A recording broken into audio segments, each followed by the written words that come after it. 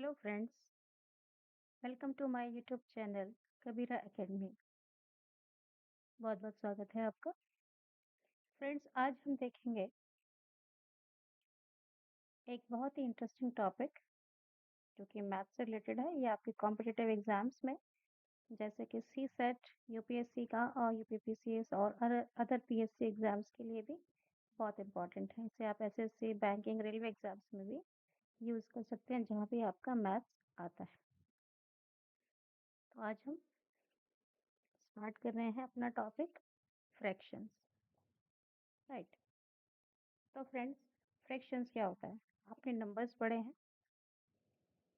I hope कि आपने number system पढ़ा है और नंबर्स के बारे में जानते हैं। फ्रैक्शंस क्या होता है आपका कि पार्ट ऑफ अ नंबर, और कह सकते हैं कि a part of whole. Whole means suppose ये एक पूरा पिज़्ज़ा है और आपको इस पिज़्ज़ा का ये पार्ट मिलता है। दैट मीन्स आपको पूरा तो नहीं मिला, आपको मिला इसका कितने पार्ट्स हैं इसमें, 1 2 3 4। तो आपको ये अगर एक पीस मिलता है दैट मीन्स आपको इसका 1/4 मिल रहा है। दैट मीन्स को 4 पार्ट्स में से एक पार्ट मिला। तो ये क्या है? एक 4 का पार्ट, पूरे होल पिज़्ज़ा का एक पार्ट है। तो उसी को हम कहते हैं फ्रैक्शन। यहाँ पर भी आप देख सकते हैं एक स्क्वायर है और इसके कितने पार्ट्स बनाए हमने, 1 2 3 4 5 6 7 8। तो यहाँ पर ये जो आपको दिख रहा है पार्ट सारे इक्वल है, और ये जो एक पर्टिकुलर एक पार्ट है ये 8 पार्ट्स में से एक है। तो यहाँ भी हम कहेंगे होल पार्ट इज 1, और इस 1 में से आपको कौन सा पीस मिला है, 1/8 मिला है, 8वां हिस्सा मिला है, राइट। तो हिस्सा यानी फ्रैक्शन ये होता है। तो आप फ्रैक्शंस को इस तरह से समझ सकते हैं कि फ्रैक्शन क्या है। So what is fraction? Fraction represents a part of a whole. मतलब फ्रैक्शन एक पूरे होल यानी कंप्लीट ऑब्जेक्ट का एक पार्ट होता है। It has 2 numbers. इसके 2 नंबर होते हैं जैसा कि आप यहाँ देख पा रहे हैं। The top number is called the numerator.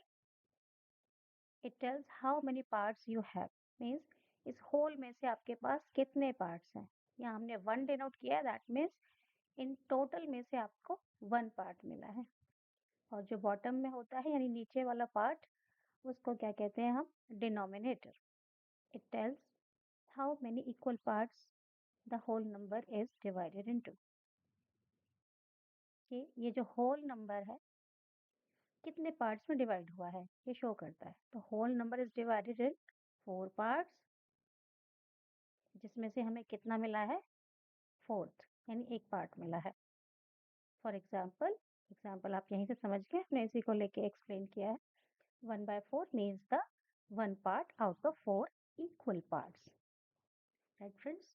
तो आई होप कि आपको फ्रैक्शन की डेफिनेशन समझ में आ गई होगी और इसका न्यूमरेटर डिनोमिनेटर भी समझ में आ गया है। नेक्स्ट मूव करते हैं अगली स्लाइड।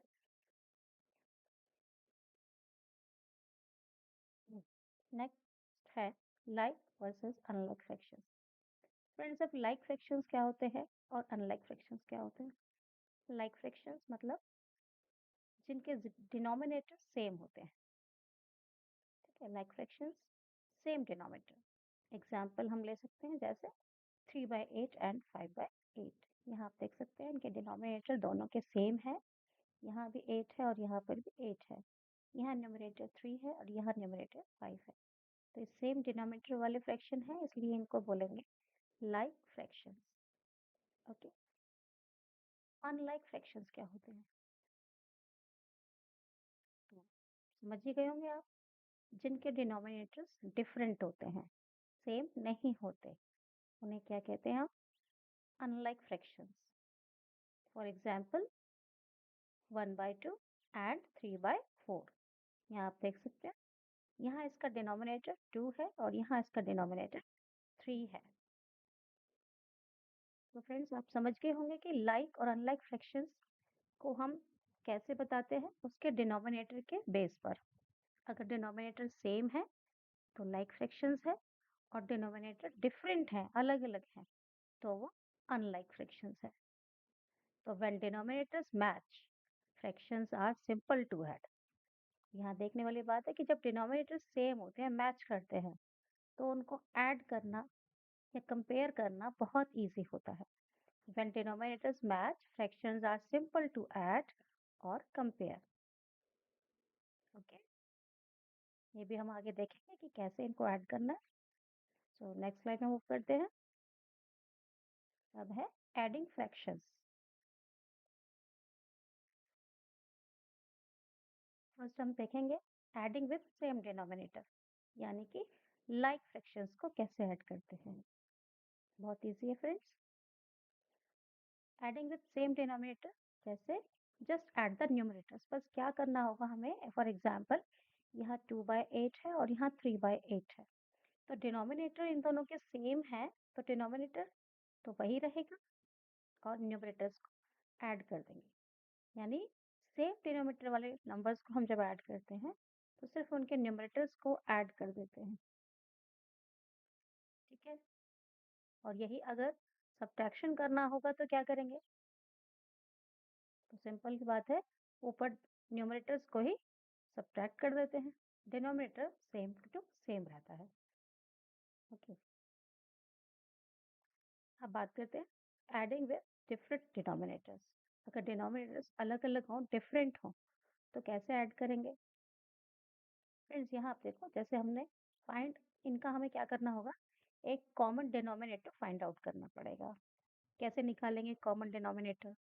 आपने छोटी क्लासेस में सीखा था कि कैसे हम एलसीएम लेते हैं दो नंबर्स का। तो यहाँ आप देखोगे डिनोमिनेटर में एग्जाम्पल के अंदर 2/5 और 3/10 है, यानी 5 और 10 इनके डिनोमिनेटर है। तो हम क्या करेंगे, 5 और 10 का एलसीएम लेंगे, या आप कह सकते हैं इसका एचसीएफ भी ले सकते हैं, जो हाईएस्ट कॉमन फैक्टर है उससे भी डिवाइड कर सकते हैं। तो क्या आएगा, 5 और 10 का कॉमन मल्टीपल क्या आता है हमारे पास, 5 और 10 का एलसीएम जो निकाला आपने, कितना आएगा, 10 आएगा। तो अब आपका इसमें तो ऑलरेडी 10 है, तो इसको कुछ करने की ज़रूरत नहीं है, लेकिन यहाँ 2/5 है, तो हमने 2/5 को 4/10 लिखा। तो 10 बनाने के लिए 2 को कितने से मल्टीप्लाई किया, 5 से। 2 5 से 10, तो 5 को भी किससे मल्टीप्लाई करेंगे, 2 को भी किससे मल्टीप्लाई करेंगे, 5 से मल्टीप्लाई करेंगे। सॉरी फ्रेंड्स, यहाँ थोड़ा मिस्टेक हो गई है। यहाँ देखेंगे ये 2/5 नंबर है, इसको हमने क्या लिखना है, इसका डिनोमिनेटर 10 बनाना है। ये 2/5 है, तो 5 तो किससे मल्टीप्लाई किया, 10 आया, 5 2 ज़ा 10, तो नीचे 2 से किया है तो ऊपर भी 2 से करेंगे, 2 2 ज़ा 4। ओके। नाउ अब इनको सिंपल, हमारे पास दोनों ही 10 10 वाले हो गए, डिनोमिनेटर सेम डिनोमिनेटर बन गया है, तो अब इनको इजीली ऐड कर सकते हैं कि सिंपल न्यूमरेटर्स को ऐड करके। तो 4/10 प्लस 3/10 इक्वल टू क्या आ गया, 4 + 3 7/10। आई होप आपको समझ में आ गया होगा इतना। तो फ्रेंड्स आज की क्लास में इतना ही रखना है। अगर और डिटेल में आप इसको पढ़ना है, कुछ प्रैक्टिस क्वेश्चन की प्रैक्टिस भी करना चाहते हैं, तो आप ये 5 क्वेश्चंस हैं, इन्हें आप सॉल्व करके मेरे कमेंट बॉक्स में इनका आंसर लिख सकते हैं। Okay, next time we will discuss this questions, और इसमें अगर आपके कुछ डाउट हैं तो इस पर और हम थोड़ा डिटेल डिस्कशन कर लेंगे, अदरवाइज हम कोई और मैथ्स का न्यू टॉपिक लेंगे। अगर आपको ये वीडियो अच्छा लगा तो इस चैनल को लाइक शेयर और सब्सक्राइब ज़रूर करें। Thank you.